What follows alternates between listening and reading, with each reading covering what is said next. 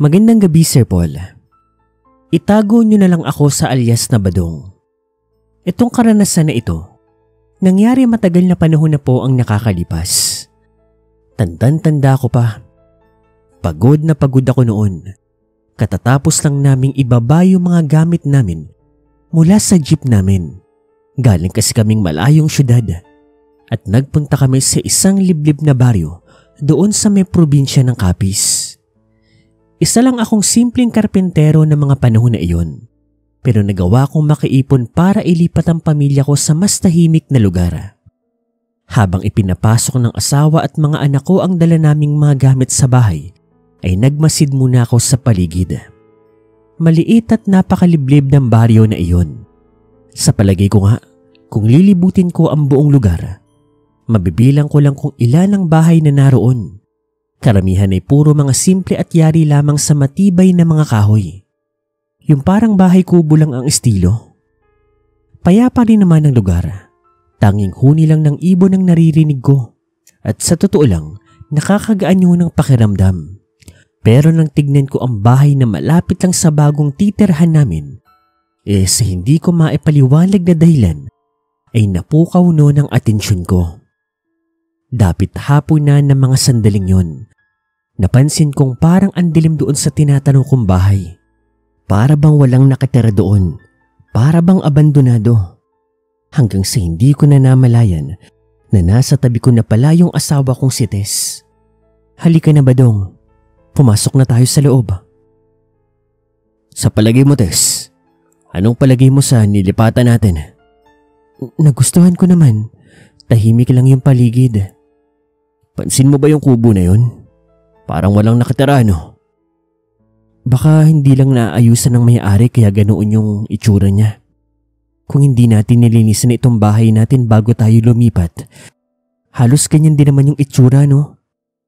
Matapos nun, pumasok na rin kami sa loob ng bahay namin.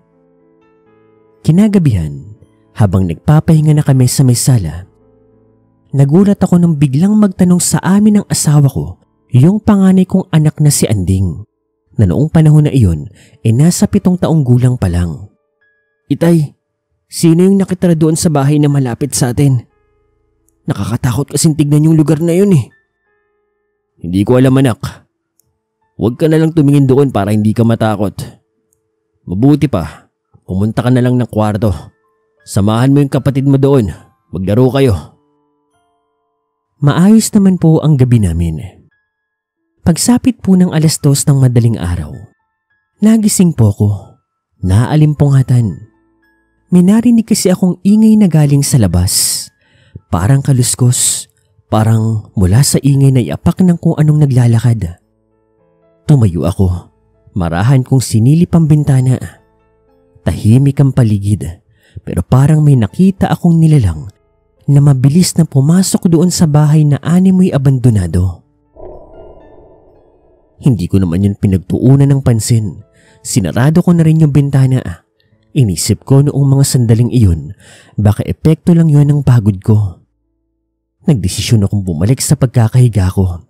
Pero hindi ko maiwasang mapaisip kung talaga bang may nakita akong pumasok doon sa bahay na malapit sa tirahan namin.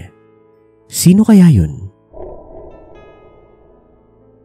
Kinabukasan naman, habang inaayos ko ang bakuran namin, napansin kong may lumabas mula roon sa bahay na akala namin ay wala nang nakatira dahil nga sa sobrang hindi na ito naaalagaan. Isa itong matandang lalaki na payat, maputla ang balat at sa unang tingin ko ay akala ko'y may iniinda na sakit. Nakita kong may dala siyang sako ng basura papunta sa gilid ng kanyang bakuran. At dahil sa pagiging usisero ko, lumapit ako doon sa matanda at nagtanong. Magandang hapon po, Tatang. Kayo po ba yung nakitira dyan? Tinitigan muna ako ng matanda ng matagal bago ito sumagot sa akin. Oo, iyo. Ako si Celso. Bago ba kayo rito? Opo. Kalilipat lang po ng pamilya ko kahapon. Ako po si Badong. Akala po namin walang nakitira dyan eh. Kaya nagulat ako nang makita kong may tao po pala. Bibihira lang din kasi akong lumabas. Saka hindi ko na rin gaanong naaasikaso itong bahay mula nang mag-isa na lang akong naninirahan dito. Kahit mahinahon ang tono ng pakikipag-usap sa akin ni Mang Celso, hindi ko maiwasang mapansin na para bang kakaiba yung titig niya sa akin.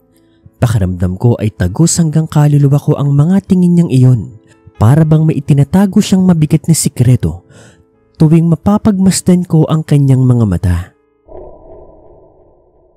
Matanda na ako. Hindi na rin ako gaanong sanay na makihilubilo sa mga tao rito. Mas gusto kong manatili na lamang sa loob ng aking bahay. Pasensya na iyo. Kailangan ko na ring magpahinga ngayon. Sige ho, Mang Celso. Ikinagagala ko ho kayong makilala. Habang papasok si Mang Celso sa kanyang bahay, pakiramdam ko ay may kakaiba sa paraan ng paglalakad ng matanda. Parang mabigat.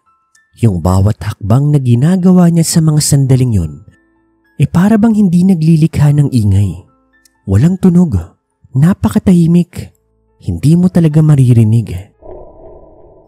Hindi ko alam kung anong mararamdaman ko. Mamamangha ba ako o mawiwirduhan? Kinagabihan, hindi ko magawang matulog. Kahit na anong diin pa ng pagpikit ko, wala talaga. Paano ba naman kasi? Sumasagi sa isipan ko yung itsura ni Mang Celso. Pakiramdam ko may kung anong mali. Pero hindi ko matukoy kung ano. Bumangon ako at sa hindi malamang dahilan, napasilip ako ng bintana. Tanaw ko doon yung madilim at misteryosong bahay na malapit sa amin.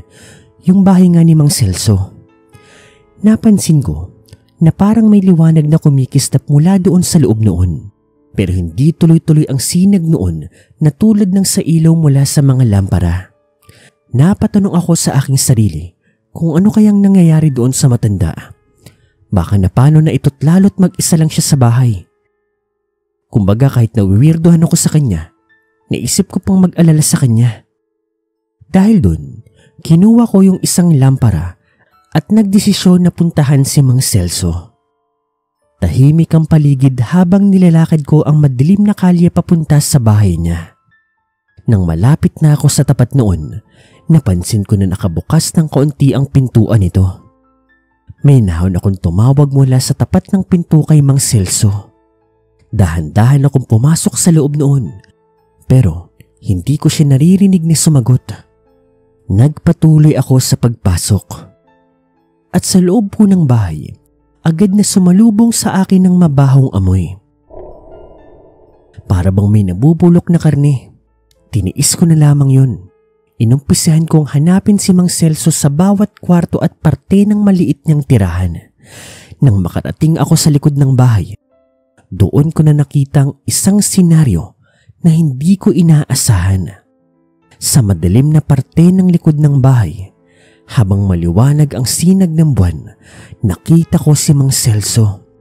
Yun nga lang ay hindi na siya nasa anyong tao ng mga sandaling yun. Ang kanyang katawan ay baluktot gaya ng sa aso. Mahaba rin ang kanyang mga braso at ang balat niya nangingitim para bang tinubuan ng mga balahibo doon. Nakayuko siya sa isang sariwang katawan ng kambing, kinakain ng laman noon gaya ng ginagawa ng isang gutom at mabangis na hayop. Halos mapatid ang hininga ko ng mga sandaling iyon. Dahan-dahan akong humakbang paatras, pero sa kasamaang palad, natapakan ko ang isang tuyong sanga. Dahilan para biglang lumingon sa akin ng nakakatakot na halimaw. Naaninagan ko ang mapula niyang mata. Galit na galit siyang tumingin sa akin. Nakita ko ang bibig niya na punong-puno ng dugo, na sigurado ako nang galing sa kanyang kinakain. Badong! Napaatras na lang ako ulit. Nanginginig na ako nun. Hindi ko na alam ang susunod kong gagawin. Parang anumang sandali, susugurin ako ng nilalang na yun. Pero biglang nagbagong anyo nito at bumalik siya sa pagiging tao. Badong, huwag kang mangingialam o manghihimasok sa buhay ng iba dahil posible mo yung ikapahamak. Pwede yung ikapahamak ng pamilya mo. Nanigas ako sa kinatatayuan ko. Dumaan siya sa harapan ko. Pumasok siya sa loob ng bahay niya. Ako naman, hindi na ako pumasok siyempre sa bahay niya. Nag-over the bakod na lang ako. Doon ko napagtanto na ang kapitbahay namin hindi isang normal na tao. Ang matandang si Mang Celso ay isa palang aswang. Kumaripas ako ng takbo pa uwi sa amin. Nanginginig ang kamay ko habang mahigpit ang hawak ang dala kong lampara. Sa buong buhay ko, hindi ko inakalang makakakita ako ng ganoong klaseng nilalang. Isang aswang. Lahat ng narinig kong kwento noon sa lola ko tungkol doon sa mga halimaw na iyon para bang nagkakulay.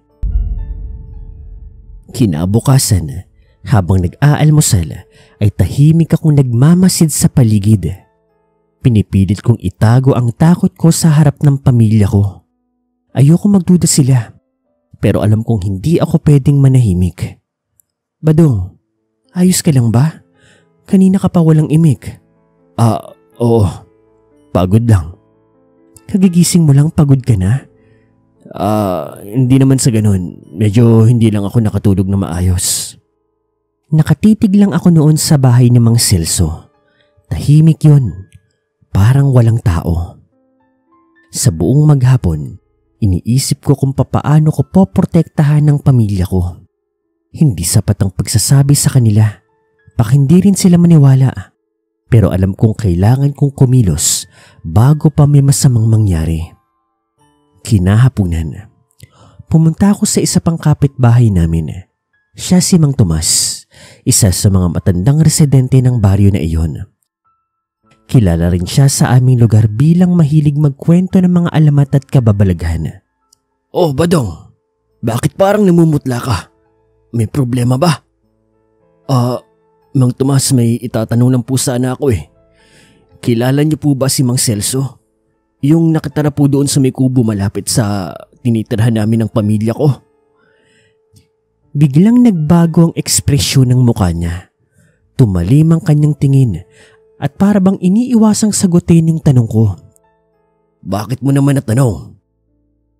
Nakita ko po kasi kagabi. Aswang siya. Huminga ng malalim si Mang Tomas bago sumagot. Kung ano man ang natuklasan mo, Badong. Totoo yun. Matagal ang usap-usapan dito na hindi nga siya tao. Pero wala sa amin ang naglakas ng loob na magtanong o lumapit. Natatakot kami na maging sunod ng biktima. Nalamig ang buo kong katawan. Kumpirmado, totoo nga ang nasaksihan ko. Umaasa kasi ako na baka nananaginip lang ako noon. Baka namalikmata lang ako. Pero hindi. Paano ko naman po mapoprotektahan ng pamilya ko? Matagal na kaming naninirahan dito kahit sanay na kami. At alam din namin kung papaano siya lalabanan. Pero sa kaso mo, na wala pang karanasan na humarap sa aswang, mas makabubuting lumipat na lang kayo ng ibang lugar para sa kaligtasan ng pamilya mo. Pagkatapos noon ay umuwi na rin ako. Sa bahay, hindi ko na napigilan ang aking sarili. Nagdesisyon akong sabihin sa pamilya ko ang nalaman ko. Tess, mga anak, makinig kayo. Bakit parang seryoso ka? Kailangan natin humanap ng bagong malilipatan. Si Mang Celso, yung nakatara doon sa kabilang kubo, hindi siya normal na tao. Isa siyang aswang. Ano pong ibig niyo sabihin, Tay? Aswang? Anak, nakita ko mismo na nagbago ang anyo niya kagabi. May kinakain din siyang hayop. Hindi ako nagbibiro. Nakita ko ang pag-aalinlangan sa mga reaksyon ni Tess. Pero bakas din sa mata niya na gusto niyang maniwala. Lumaki rin siya sa isla ng Panay. Kaya't alam niya ang mga ganoong kwento. Ang alamat ng mga aswang. Anong gagawin natin? Palipasin muna natin itong gabi pero kailangan natin mag-ingat. Tulungan mo akong magsaboy ng asin sa mga pinto at bintana. Bukas din ng umaga'y aalis tayo ng lugar na ito. Kinabukasan, pagsapit ng alas 5 ng madaling araw, habang nagsasalansan ng mga gamit sa jeep, laking gulat ko na lamang nang pagharap ko at pabalik na ako doon sa loob ng aming bahay ay biglang nasa harapan ko na ang matandang si Mang Celso. Hindi ako nakagalaw noon pero yung puso ko talagang tumibok ng napakabilis at napakalakas. Huwag niyo po akong sasaktan, Mang Celso. Parang awa niyo na po. Bata pa po ang mga anak ko. Saan kayo pupunta? Aalis na po kami, Mang Celso, para hindi na po kami makagulo sa inyo. Huwag na kayong umalis. Dumito na lang kayo. Hindi na rin naman ako magtatagal. Hindi na po. Kami na po magpapaubaya. Dumito na kayo. Dahil kung hindi, mag-iinit ang ulo ko. Hanggang sa nagulat na lang po ako nang yung anak kong si Ading bigla na lang pong binato ng bawang ang matandang si Mang Celso. Kitang-kita ko kung papaano masaktan ng matanda. Mabilis na umalis, bumalik doon sa kanyang tirahan. Bakit mo ginawa yun, anak? Di ba po sabi niyo aswang siya? Tara na po tay, umalis na po tayo. Hindi ko alam kung matutuwa ba ako o maiinis sa ginawa ng anak ko. Pero parang maganda pa nga ang nangyari. Mabilis kami nag-al sa balutan at sa pagsikat po ng araw, nakaalis na rin kami doon sa nilipatan namin yun.